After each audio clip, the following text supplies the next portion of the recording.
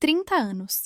3 décadas tecidas com fios de risadas matinais, brigas por bobagens como quem esqueceu de fechar a geladeira e silêncios cúmplices nas noites de verão em Belo Horizonte. Eu, Maria Helena, casei com Roberto aos 22, num domingo de sol, rachando as pedras da Praça da Liberdade, com o padre abençoando um amor que parecia eterno. Ele era o contador meticuloso, de ternos impecáveis e mãos que calculavam o mundo com precisão cirúrgica, mas que tremiam de leve quando me tocava, como se eu fosse frágil demais para seus dedos. Eu era a professora de literatura, devorando romances que prometiam paixões avassaladoras, e acreditava que a nossa era assim. Quieta, mas profunda, como um rio subterrâneo que nutre a terra sem alarde. Criamos 2 filhos, João e Clara, que cresceram correndo pelo quintal da casa em Pampulha, com o lago ao fundo refletindo nossos sonhos. Mas o amor, esse bicho traiçoeiro, tem camadas que o tempo revela devagar, como uma cebola que faz chorar só no final. Tudo desmoronou numa tarde de outono, daquelas que o céu de Minas pinta de cinza melancólico, com folhas de ipê amarelo caindo como confetes de um carnaval esquecido. Eu estava limpando o sótão, aquele purgatório de caixas empoeiradas que guardam relíquias de vidas passadas, fotos de formatura, brinquedos enferrujados, cartas que nunca enviamos. Roberto estava no escritório, como sempre, mergulhado em planilhas que ele jurava serem sua salvação. Encontrei uma caixa de couro marrom, escondida atrás de uma pilha de livros velhos de contabilidade. O fecho rangeu como um segredo relutante, e dentro, um maço de cartas amarradas com fita vermelha desbotada. As mãos tremiam enquanto desatava o nó, o coração acelerando num ritmo que eu não sentia desde a juventude. As palavras saltaram como facas. Meu querido Paulo, cada noite sem você é um vazio que o silêncio não preenche. Lembro do seu riso na praia de Guarapari, do jeito que sua mão se encaixava na minha. Volte logo, antes que eu enlouqueça de saudade. Assinatura: Roberto, 1985. O mundo parou. Eu reli 3, 4 vezes, o papel tremendo entre os dedos, o ar rarefeito como se o sótão tivesse se tornado uma tumba. Paulo. Quem era Paulo? As datas batiam com nossos primeiros anos de namoro, quando Roberto viajava a trabalho para o Espírito Santo, voltando com olheiras e um perfume que eu atribuía ao suor da estrada. Sentei no chão poeirento, as cartas espalhadas como pétalas de uma flor murcha, e as lágrimas vieram quentes, salgadas, lavando uma ilusão que eu construíra com tanto cuidado. 30 anos de beijos mornos na cama, de abraços que pareciam mais fraternais que passionais, de noites em que ele se virava de costas alegando cansaço. Eu sempre culpei a rotina, o peso da família, a velhice que rasteja devagar. Mas agora, via claro, ele não me amava como eu o amava. Ele não amava mulheres. Amava um homem, um fantasma que eu nunca soube invocar. Naquela noite, o jantar foi um ritual mecânico. Frango assado com batatas, o tilintar dos talheres ecoando como acusações mudas. Os filhos já estavam fora. João em São Paulo, casado e pai de um menino travesso. Clara em Brasília, advogada de causas perdidas. A casa era só nossa, um ninho vazio onde os ecos sussurravam verdades indesejadas. Roberto comeu devagar, elogiando o tempero como sempre, mas eu via agora o desvio no olhar, o jeito como ele evitava me encarar por mais de um segundo. Roberto, eu disse por fim, empurrando o prato para o lado. Quem é Paulo? O garfo dele parou no ar, o rosto empalidecendo como se eu tivesse invocado um demônio.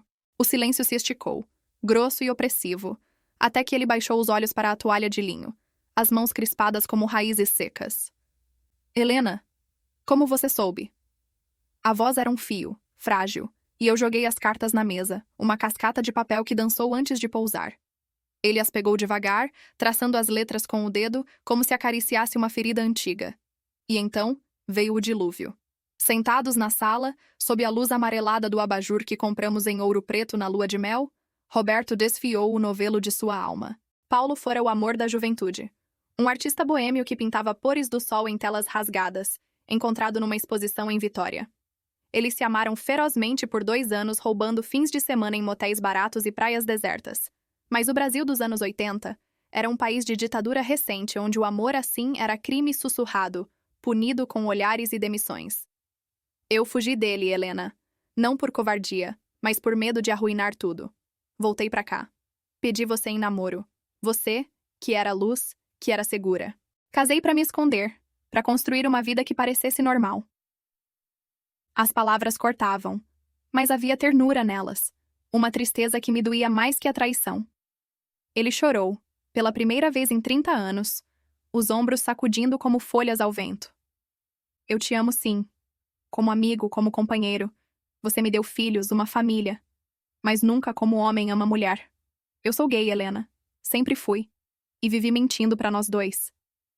Meu peito se apertava, um nó de raiva, dor e algo mais profundo. Pena, talvez. Ou o reconhecimento de uma solidão compartilhada. Eu me levantei, andei pela sala como uma sonâmbula, tocando os móveis que escolhéramos juntos. A estante de mogno, o sofá de veludo verde onde concebemos Clara numa noite de trovoada. E eu? O que fui pra você? Uma fachada? Uma mãe substituta? Ele se aproximou, hesitante, e me abraçou pela primeira vez sem o peso da obrigação. Você foi minha salvação, me ensinou a amar de verdade, mesmo que torto. Sem você, eu teria me destruído. Ficamos ali, abraçados no escuro, o relógio da parede marcando as horas como um juiz impiedoso. A lua entrava pela janela, prateada e indiferente, iluminando as rugas no rosto dele, as linhas que o tempo gravara em nós dois. Eu pensei nos filhos, no que diriam, na vizinhança conservadora de Pampulha, nos fofocas que voariam como borboletas venenosas. Mas mais que isso, pensei em mim, na mulher que enterrei para ser esposa perfeita, na professora que sonhava com aventuras além das páginas dos livros. Os dias seguintes foram um limbo estranho, uma dança desajeitada entre o que foi e o que poderia ser. Eu dormi no quarto de hóspedes lendo até o amanhecer biografias de mulheres que reinventaram suas vidas. Frida Kahlo, com sua fúria colorida, Virginia Woolf, afogada em rios de palavras. Roberto cozinhava o café da manhã, deixava bilhetes na mesa. Obrigado por não me odiar, ainda. Eu respondia com silêncios, mas aos poucos as barreiras caíam. Uma noite ele me mostrou fotos antigas no celular. Ele e Paulo, jovens e radiantes numa praia esquecida, rindo com o mar de fundo. Ele morreu em 92, de AIDS. Eu nem fui ao enterro. Medo, de novo. A confissão quebrou algo em mim. Chorei por ele, pelo amor negado, pela epidemia que ceifou tantos sonhos no silêncio. Você merece ser livre agora, eu disse, limpando as lágrimas dele com a manga da blusa. Eu também. Decidimos não divorciar. Não por hipocrisia, mas por escolha. 30 anos não se desfazem como um laço mal amarrado. Em vez disso, reescrevemos o contrato. Amigos, cúmplices, pais eternos. Roberto começou a frequentar um grupo de apoio na Savassi. Homens como ele que trocaram máscaras por abraços verdadeiros. Eu inscrevi-me num curso de escrita criativa na UFMG, despejando em papéis a dor que virava arte. Os filhos souberam numa videochamada dominical.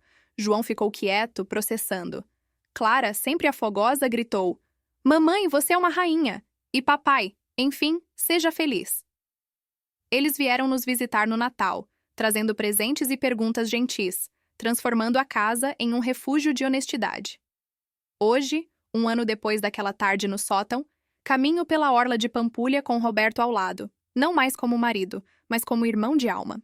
Ele namora um arquiteto gentil chamado Eduardo, que pinta quadros abstratos e faz Roberto rir como nos velhos tempos.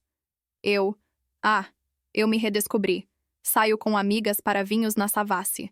Flerto com um editor de livros que lê meus contos com olhos famintos. O amor, aprendi tarde, não é posse, mas liberdade. Um rio que flui, muda de curso, mas nutre o mesmo solo. 30 anos não foram perdidos. Foram a ponte para essa verdade nua, essa segunda primavera onde florescemos, separados mas inteiros. E se eu pudesse voltar, abraçaria aquele jovem Roberto sussurrando. Seja você, eu te amaria mesmo assim.